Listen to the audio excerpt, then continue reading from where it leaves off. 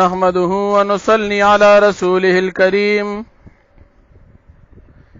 أما بعد فأعوذ بالله من الشيطان الرجيم بسم الله الرحمن الرحيم إن الذين يكفرون بآيات الله ويقتلون النبيين بغير حق ويقتلون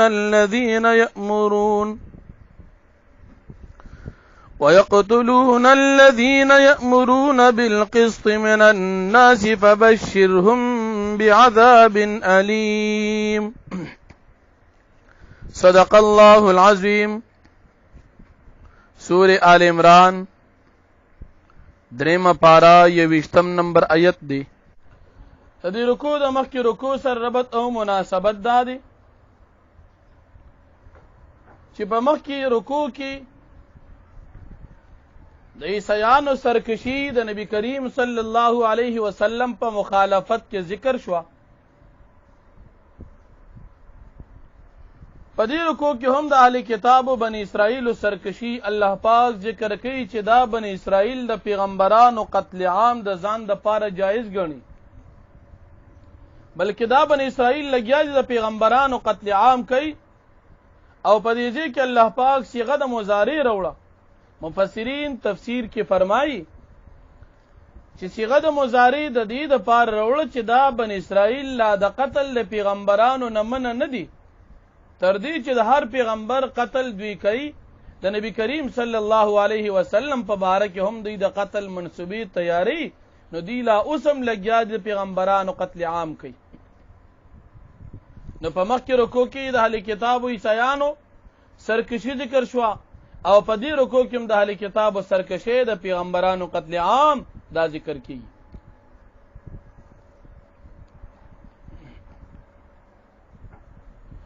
نبی کریم صلی الله علیه وسلم فرمای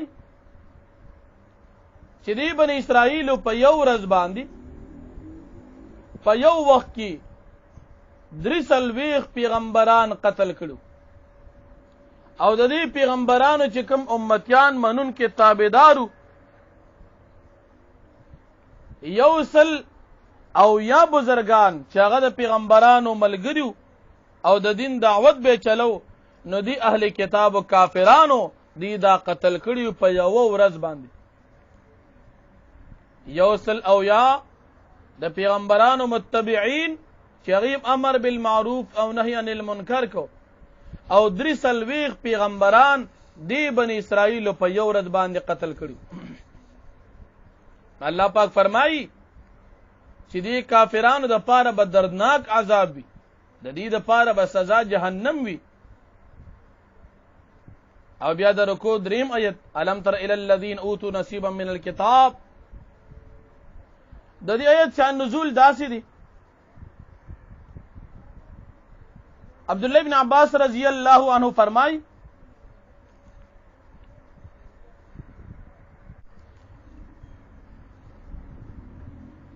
په خیبر کې 2 کسان، یو نارینه او بل زنانه دی، خپل منځ کې بدفعلی وکړه، زنا یې وکړه.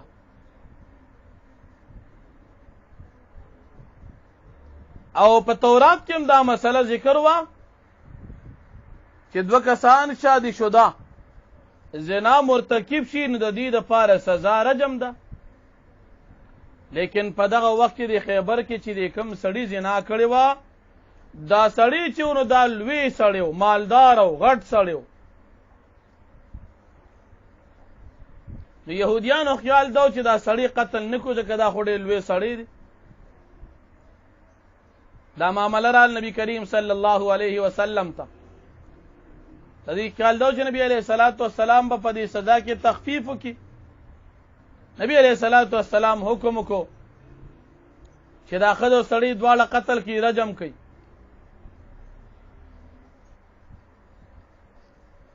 په دې اهل کتاب يهودو کې 2 کسان، یو نوم نعمان ابن اوفا او د بل نوم بحر ابن عمر. نعمان ابن اوفا او بحر ابن عمر دی چې د نبی علیہ السلام دا فیصله ووریدله، نو دوی وی دا فیصله غلطه ده. نبی کریم صلی الله علیه وسلم دوی ته فرمایل چې زما فیصله غلطه را، تاسو خپل کتاب تورات راوړئ. تورات راوړل شو.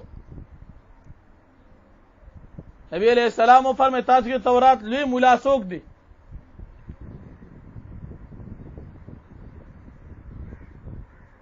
دی پکې یو عالم یاد کړ چې هغه د فدق اوسیدونکو عبد الله ابن سوریا دا غټ يهوديو یو سترګ باندې وړوندو او د دې عبد الله بن سوریا د علامتون نبی کریم صلی الله علیه وسلم ته جبرئیل علیہ الصلوۃ والسلام خودلیو چې کله د نبی علیہ السلام په خدمت کې حاضر شو. نبی علیہ السلام ته فرمایي ابن سوریای د جواب ورکاو ابن سوریایم. نبی علیہ السلام ته پوښتنه کې ته په يهودو کې لوی مولای د وی اوز په يهوديانو کې د تورات لوی مولایم. نبی کریم صلی الله علیه وسلم د توبې چې هغه آیاتونه په تورات کې وایي چې په کوم کې د رجم متعلق حکم دی د تورات شروع کو چې تورات شروع کو په کوم ځای کې آیت د رجم راغی د رجم ول آیت باندې لاس کې خو دغه پکې پری خو دو او دغه نه مخ کې وړېدو. په دې مجلس کې حضرت عبد الله ابن سلام رضی الله عنه چې دام د يهوديانو لوی عالم مسلمان شوی دی ناشتي. نبی علیہ الصلوۃ والسلام ته فرمایل چې جیدو پکې آیت درجه پرې خو دو. بیا عبد الله بن سلام رضی الله عنه په خپل باندې پاسې دو او د دې عبد الله بن سوریا يهودي کافر لاس یوچت کو او هغه آیت چې کوم دی ظالم پټ کړو هغه نبی علیہ الصلوۃ والسلام ته وریدو چې کوم شادي شوه سړی او زنانه زناو کی نه د دوی د پاره سزا رجم ده او کنه زنانه حامل وي نو د دې سزا باغ وخت پورې موقوف وي کم وخت پورې بچي پیدا شي چې بچي پیدا شو داغې نه بعد به سنگسار حکم وي. په دې ځبان يهوديان خفه شو. الله پاک د آیاتون نازل کړل الم تر الى الذين اوتوا نصيبا من الكتاب يدعون جدويرا وبلشي الى كتاب الله د الله کتاب تورات تا ليحكم بينهم د پارا دي چې فیصلو کې دا تورات په مابین د دوی کې ثم يتولى فريق منهم وهم معرضون بیا دې مخواړ او دي اعراض کوونکی وي. نو ګوره چې دې تخپل کتاب فیصله مراله نو په دې کې دې خپل مسله پټي. دا شان نزول تفسیر مزاری خازن مدارک او تفسیر کبیر وغیرہ ټولو ذکر کړي. بیا الله پاک د دې يهوديانو بن اسرائیل تکذیب د پیغمبرانو ذکر کوي. دوی منګه د پیغمبرانو تکذیب په دی وجه باندې کو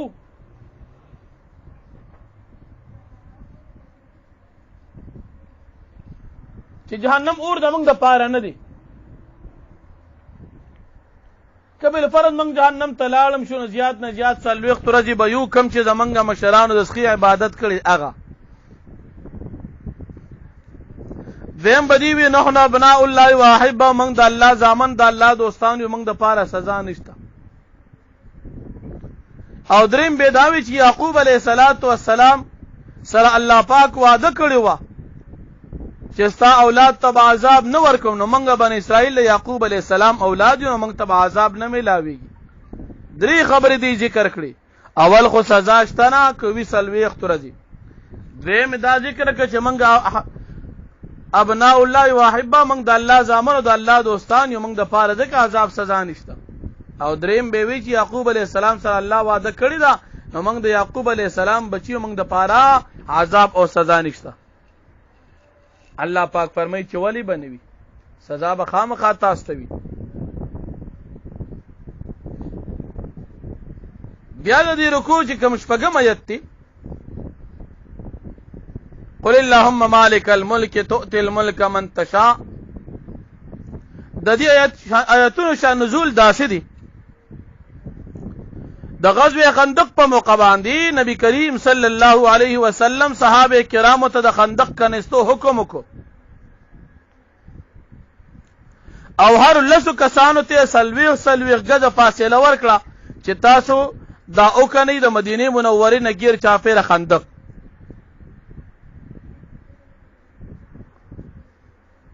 صحابه کرام لګیا دي خدمت کوي. یو غټ کانی پکې وروته چې باغی باندې باندې فل کار نکولو. نبی علیہ الصلوۃ والسلام ته خبرداري ملو شو چې یو غټ کانی په خندق کې وروتي رغي باندې زمنګ گزار کار نه کوي. نبی علیہ السلام په خپل باندې راغی او د حضرت سلمان فارسی رضی الله عنه نه فلک واغستو او د کانی تیر واچو. یو گزارې چې ورکو ناغي نه شعله لاړه رڼا تی لاړه. نبی علیہ الصلوۃ والسلام او فرمایل چې معلومی کی داسي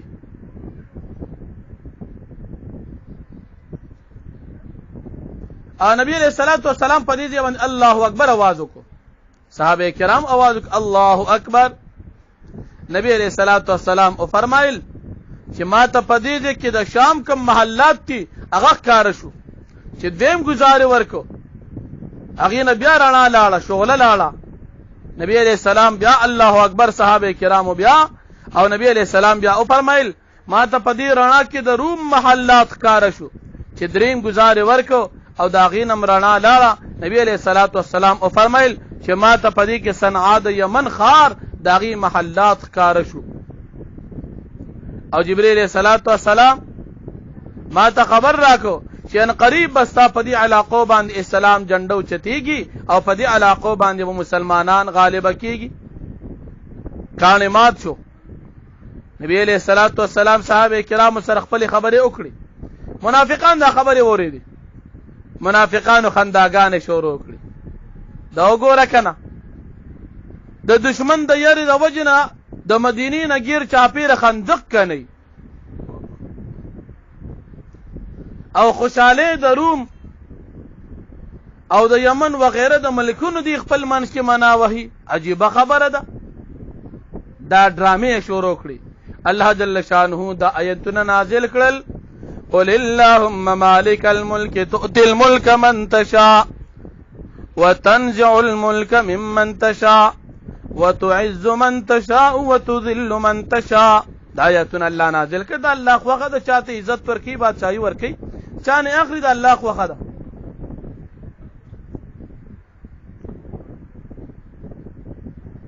او بیا الله جل شانه فرمای چې تاسو مؤمنان کافرانو سره تعلقات مساتي. د تعلقات درې قسمونه دي. یو توي موالات د زړه دوستانه. دیم توي مدارات ظاهري دوستانه د خلی تر حد پورې خبري خوش اخلاقی. او دریم توي مواسات احسان او فایده چاته رسول.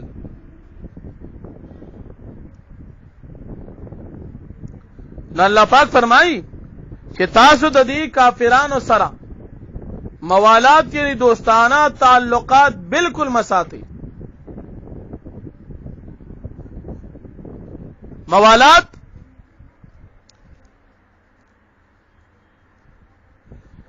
د کافرانو سره مطلقاً ناروا دي. محبت ساتل د کافر سره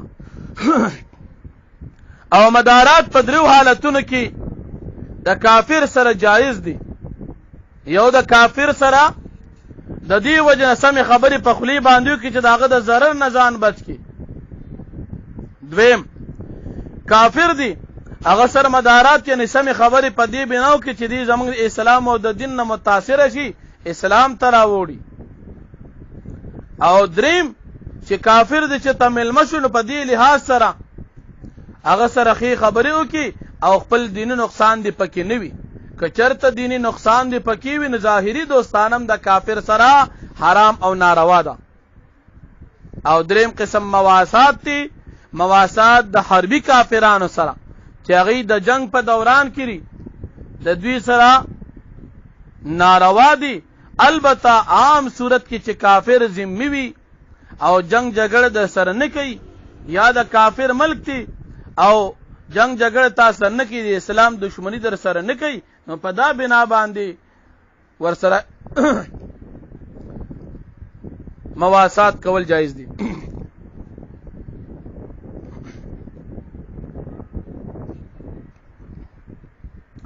پدې ځکه یو لفظ راځي ومن يفعل ذلك فليس من الله في شيء الا ان تتقوا منهم تقاه دا لفظ د تقاه شیعگان وی د تقانه مراد تقیه ده او تقیه دي ته وی چې مسلمان سره ځان مسلمان شمار کی يهودي سره يهوديو کافر سره کافر شیعه سره شیعه وی دي ته تقیه وی خبره پټول دي ته وی تقیه وی او دې د دې لپاره ځان د لپاره حدیث جوړ کړی دی حدیث جوړ کړی لا دین لمن لا تقیه له ته چا د لپاره چې تقیه نه وي راغله د سره دین نه وي یا شیعگان بل حدیث جوړ کړی د خپل ځان د خېټه نه ان 9 اعشار الدين في التقيه پلسو حصو کې نه اسی د دین د تقیه کې پرتی دي او ولا دین لمن لا تقیه له دا چا د سره دین نشته چې چا د پر تقیه نه وي د اصول کافی د شیعگانو کتاب دی شیعگان د نه سبا زمانه کافران دي او بل یو حدیث جوړ کړی د ځان نه چې په مقدس مکه باندې د تقیه نه زیات بهترین بل څه نشته دا شان ګڼ روایت ځان د پاره جوړ کړی د خپل خېټه نه لیکن تقیه دلتا الا ان تتقوا منهم تقا دلتا دینه مراد تقیه نه ځکه چې تقیه ته منافقت وي فضل کې د بغض او دشمنی ظاهرا وسرخی خبره کې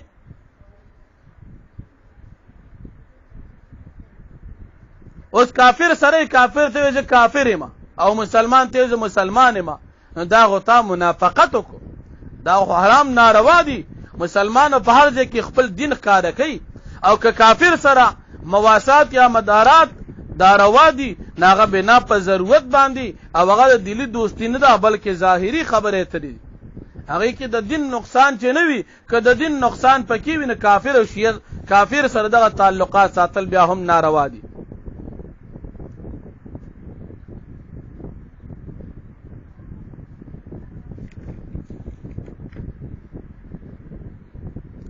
نو الله جل شانه فرمایي ان الذين يكفرون بآيات الله بشکا کسان یکفرون چې دی کو فرقي بیاات الله د الله پاک آیاتونو باندې ويقتلون النبيين دي قتل کوي پیغمبران بغیر حق بغیر څه جرمنا ويقتلون الذين دا کافران قتل کوي کسان یامرون بالقسط من الناس چې دی حکم کوي د انصاف خلقو ته من الناس د خلقنا فبشرهم بعذاب الیم پس تزیر ورکدی ته عذاب درناک باندې اولئک الذین حبطت اعمالهم دا کسان هغه دي حبطت اعمالهم چې هلاک شو برباد شو د دوی عملونه فی الدنیا په دنیا کې ول آخرت او په آخرت کې مالهم من ناصرین او نبوی د دوی د پاره څوک مددگار الم ترایتن ګوري للذین کسانتا اوتو نصیبا من الكتاب چغی تور کړي شي سه د کتابنا یدعون الی کتاب الله چې دی را او بل شي کتاب د الله پاک تا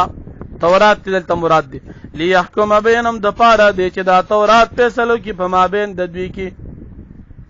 ثم يتولى فريق منهم بیا واوړي دا یو وړل د دوی نه مخ واړو وهم معرضون دي اعراض کوونکې دي ذالک د اعراض دوی ځکه کوي بیانهم بشک دوی چې قالو دوی وای لن تمسن النار هرگز بمن تراون رسیږي اور الا ایاما معدودات مگر سور د شمیر وغرهم فی دین ما كانوا يفترون او دوکه کې چولی دوی لرا فی دینم د دوی په دین کې ما هغه سو کانو یفترون چې دی د ځانه جوړ کړی دی ځانه قصه جوړ کړی دا چې جهنم به عذاب مونږ ته ملاوي فكيف اذا جمعناهم پس څنګه حال وي چې کله موږ راجم کو دوی لرا لیوم فاورس کی لا ریب فی چی شک نشتا پاغی کی ووفیت کل نفس او پورب ورکری شاریو نفس تا ما کسبت بدر د عمل وهم لا یظلمون پدی باندې بظلم نکیږي قل اللهم مالک الملک تو فرمائے پیغمبر علیہ السلام اللہ پاک چې دی مالک الملک مالک د مالکانو دی بادشاہ د بادشاہانو دی تو تل ملک من تشا ورکوی بادشاہی چا د چلا پاک او غواړي وتنزع الملک ممن تشا او اخلی بادشاہی چا د چلا او غواړي وتعز من تشاء او عزت ورک الله چا ته چوغواړي وتذل من تشاء او ذلیلک الله چا ته چوغواړي بيدک الخير فلاستا کی خیر دی الله قل اللهم تو فرمائے پیغمبر علیہ السلام اللهم اے اللہ مالک الملک تو مالک د بادشاہی تو تل ملک من تشاء تو ورکے بادشاہی تا چاته چوغواړي وتنزع الملك ممن تشاء او تاخلی بادشاہی چاته چوغواړي وتعز من تشاء او عزت ورکے چاته چوغواړي وتذل من تشاء ذلت ورکے چاته چوغواړي بيدک الخير استا پلاس کې ټول خیر دی انک علی کل شیء قدیر بیشک الله پاک پر چیز باندې قادر دی تولج الليل في النهار داخلي الله پاک شپې لره پورس کې وتولج النهار في الليل او داخلي ورځ لره پشپه کې وتخرج الحي من الميت او روباسي الله پاک ژوندۍ د مړینا وتخرج الميت من الحي او روباسي مړ من الحي د ژوندینا وترزق من تشاء وتخرج الميت تروباسي مړی لرا من الحي د ژوندینا وترزق من تشاء بغیر حساب او ترزق ورکه چاته تو غواړي بغیر حساب به حسابا لا يتخذ المؤمنون الكافرين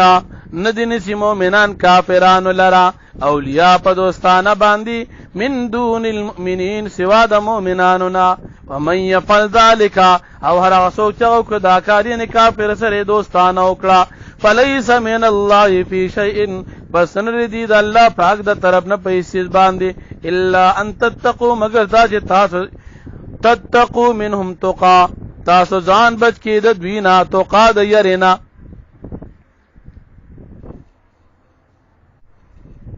یعنی کافر سره د کافر د یری په بنا باندې تاسو خصلوکو کې احسان ورسرو کې یا وسره سم خبرو کې نو پدی باندې بیا ګناه نشتا خدام ظاهرا حقیقت کې به کافر سره دوستانه نه کوي نو دلته تقیه مراد نه را چې کوم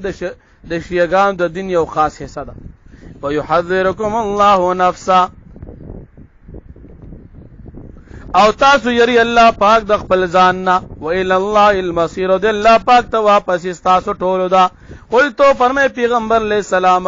ان تخفوا ما في صدوركم کچری تاسو پټوي ما هغه سو فی صدورکم هغه چې تاسو پسینو کې دي او تبدو یا تاسو کار کوي يعلمه الله فی جل پاک باندې ويعلم ما في السماوات وما في الارض او الله پاک فیږي پاغه چې پاسمان کې دي او ما پاغه سبان دي په لرد چې پس مکه کې دي والله على كل شيء قدير او الله جل شانو پارسیز باندې قادر دي یوم پاغورت باندې تجد كل نفس چې مومي بهر یو نفس ما عملت بدل دا عمل چې د کم کړي وي من خیر د نیکه نه محضرا حاضرا وما عملت دا چې د کړي وي من سوء د بدینا تود لو ان بينها وبينه امدا بعيدا محبوب بغنی دا کافر دا بد عمله چا چې بد عمل کړي کا چې وی پما بین د دې عمل او پما بین د انسان کې امدا بعيدا فاصله او جدای ډیرا ويحذركم الله نفسا او يري الله پاک تاسو د خپل ځان نه والله رؤوف بالعباد او الله جل شانو ډیر مهربان دي په خپل بندگانو باندې واخر دعوان الحمدلله رب